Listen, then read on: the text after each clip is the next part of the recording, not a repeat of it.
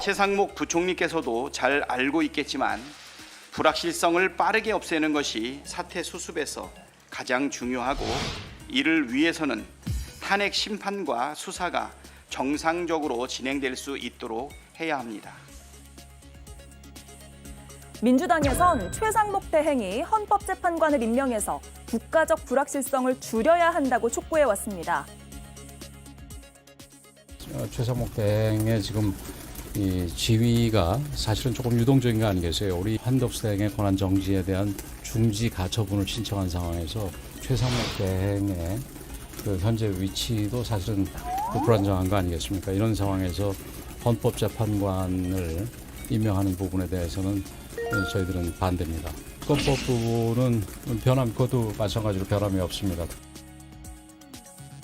반면 국민의힘에선 최 대행에게 이 헌법재판관을 임명할 자격이 없다고 압박했습니다. 최 대행을 둘러싸고 양측 입장이 부딪혔던 건데요. 최상목 대행의 답은 이렇습니다. 조금 전 국무회의에서 헌법재판관을 임명하겠다고 말한 겁니다. 다만 3명 중에 정계선, 조한창 재판관은 임명을 하고 마은혁 후보는 여야 합의 후에 임명하겠다고 했습니다. 야당 몫인 정계선 재판관, 남편이 인권 변호사 출신인데 충암고 출신이라고 하고요. 마은혁 후보는 진보 성향으로 분류되는 우리법연구회 출신입니다. 최상목 대행, 여권의 여론을 상당히 의식한 걸로 보입니다. 네, 앞서 저희가 다룰 때는 내란 특검, 김 여사 특검 법안에 대한 제2요구안이 상정이 돼서 국무회의에서 논의가 된다고 말씀드렸는데 이제 의결이 됐습니다. 즉 지금 발표만 안 했을 뿐 거부권 행사인 것이죠. 저 자체가 제2요구권 행사인 것이고, 따라서 앞서 최상목 대행이 말했던 그런 위헌적 요소가 있다는 그 주장을 그대로 인용해서 거부권을 행사한 것으로 보시면 될 것 같습니다. 이 특검 얘기부터 마저 할게요. 일단 정강재 의원님. 좀 한숨이 나는데 예. 제2요구안이 의결되면 이제 재표결 할 거 아닙니까? 재표결하죠. 재표결하면 또 3분의 2 이상이 표결에 찬성하면 그 법안이 통과가 되게 되는데, 지난번에 김건희 여사 특검법과 관련해서는 또 우리 당에 또 소신표가 있었어서 2표가 부족했었던 걸로 제가 기억하는데, 우리 당이 또 한 번 굉장히 어려운 숙제를 갖게 됐다, 이런 생각이 들고요. 그렇다면 이 어려운 숙제를 다시 그냥 그 숙제대로 할 것이 아니라 우리 당이 정말로 위헌적인 요소를 제거한 특검법안을 만들어서 민주당과 같이 좀 협의를 할 수 있는 방안이 나오면 어떨까라는 생각을 하게 됩니다. 사실 이 제2요구권이 나올 때마다 우리 당으로서는 또 당내 분열 요인이 돼 왔잖아요. 예. 그래서 그런 부분들을 우리 당이 선제적으로 좀 건의를 해서, 권영세 비대위원장이 그런 얘기를 했습니다. 실제로 특검법과 관련해서 위헌적인 요인이 제거된 안을 같이 한번 논의해보자라고 했으니까 민주당도 대화와 타협이라는 본령을 찾아가는 자세를 가졌으면 좋겠다라는 생각을 해봅니다. 예. 굉장히 어려운 또 과정이 될 것 같아요, 저희 당으로서. 예, 시간이 좀 지체되겠지만 논의를 하면 합의가 가능할 수 있을까요? 글쎄, 논의가 어떤 방식으로 될지는 모르겠지만 국민의힘에서 전향적인 어떤 자세를 취한다면 논의는 해볼 수 있을 거라고 생각합니다. 네. 이 문제를 가지고 끝없이 1차 표결 또 거부권 행사, 2차 표결 이렇게 갈 수는 없지만 민주당은 이미 22대 국회가 끝날 때까지 이걸 계속 반복해서 하겠다라고 얘기한 바가 있기 때문에 끊임없이 추진은 할 겁니다. 그래서 이제는 국민의힘에서 안을 가지고 나와야 된다고 생각합니다. 지금 대통령이 내란 혐의 또 불법 계엄 등의 혐의로 탄핵 심판 심리 중인데도 그 부인에 대해서 이 특검법조차 통과를 못 시킨다는 것은 이게 말이 안 되는 거거든요. 이게 예. 앞뒤가 안 맞는 이야기입니다. 그리고 내란 특검 관련해서도요. 지금 그 대통령 측의 윤곽근 변호사가 불법 체포영장 청구다라고 주장하는 게 뭡니까? 그 근거가 공수처가 수사권이 있느냐 없느냐, 이 내란죄에 대해서 그거 가지고 계속 따지고 들지 않습니까? 그렇지만 저희가 보기에는 그 모든 의견을 종합해서 나온 결과가 체포영장 발부기 때문에 법원에서도 그 내란죄 수사에 권한이 있다라고 인정을 한 거다라고 저희는 판단을 하고 있는 것이죠. 그래도 끊임없이 그런 얘기를 하면서 문제 제기를 하고 있습니다. 그래서 차제에 내란 특검법을 통과시켜서 특검으로 이 모든 수사를 일원화시키는 것만이 모든 다양한 그 레벨에서의 어떤 그 논란을 잠재우고 수사를 일원화해서 신속하게 진행할 수 있는 유일한 방법이다라고 얘기를 하고 있는데 그조차도 또 거부권이 행사가 된 거고요. 그렇다면 지난번에 통과시키고 지금 아직까지 소식이 없는 상설특검법에 대해서는 어떻게 할 것인가. 예. 거기에 대해서도 최대행이 입장을 내놔야 됩니다. 그것도 지금 직무유기이거든요. 네. 자, 지금 뭐 굉장히 많이 꼬여 있고 이걸 풀기 위해서 법안이 발의되기도 하고 통과되기도 하고 거부되기도 하고 뭐 이런 상황들이 계속 반복적으로 일어나고 있습니다. 결국 지금 정리해 보면 최근에 민주당에서는 특검법 거부를 한다면 인내하겠다라는 발언까지 나왔었거든요.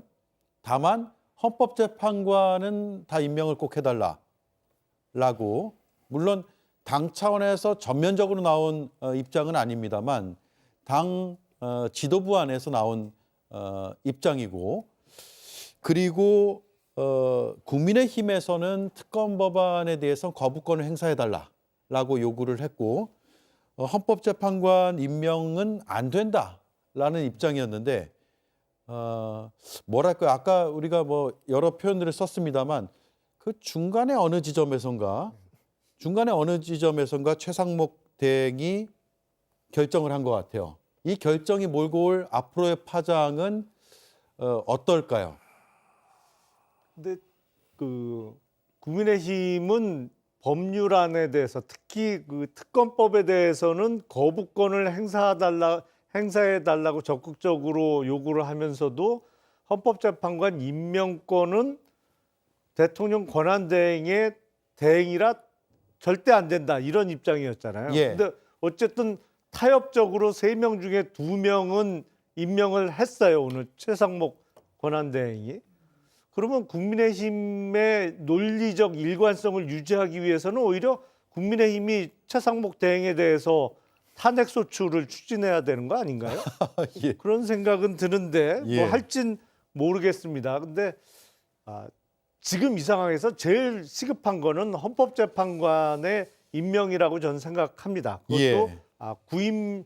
구인으로 이루어지는 헌법재판소를 완전체로 만드는 게 제일 시급하고, 특검은 언젠가는 꼭 해야 된다라고 볼 수밖에 없어요. 왜냐하면 특히 이 정부를 거치면서 검찰이든 경찰이든 기존의 국가수사기관이 국민의 신뢰를 받지 못하는 상황이 연거푸 발생했기 때문에 국민적 그 의혹을 털고 가기 위해서라도 특검 수사를 거치는 거는 시기와 상관없이 꼭 필요한 절차라고 생각을 합니다. 근데 지금 여야가 그동안 워낙 첨예하게 대립해 왔기 때문에 법안의 일부 내용을 수정해서라도 여야 합의로 처리할 수 있으면 더 좋겠죠. 근데 지금 내란 특검법과 관련해서는 이게 워낙 특별한 수사일 수밖에 없기 때문에 이게 수사 시기를 놓치면 또 나중에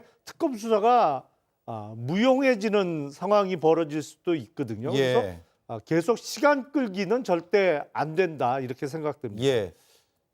근데 오늘의 그 최상목 권한대행의 그 결정만 놓고 본다면 저는 뭐 우리 당으로서는 뭐 상당히 불만스러운 내용이 반영됐다라고 생각이 돼요. 왜냐하면 우리 당이 갖고 있었던 건 기본적으로 쌍특검에 대해서는 거부권 행사하고 그 헌법재판관 임명과 관련해서도 임명하지 말라고 했는데, 결국엔 쌍특검법 거부권을 행사한다고 하더라도 민주당이 인내하겠다라고 했었던 건 어차피 지금 의회 구성을 보면 쌍특검은 언제든지 민주당 마음대로 다시 추진할 수 있다라고 예. 생각했기 때문에 아마 그것을 인내하겠다라고 생각했었던 것 같고, 헌법재판관 임명과 관련해서는 임명하지 않았을 경우에는 민주당으로서는 상당히 곤혹스러운 상황이 오래 지속될 수 있었는데 그런 측면에서 본다면 오늘 결정만 놓고 본다면 우리 당보다는 민주당이 조금 더 뭐 기뻐해야 한다고 할까요? 그럴 수 있을 것 같다는 생각이 듭니다. 저는. 네.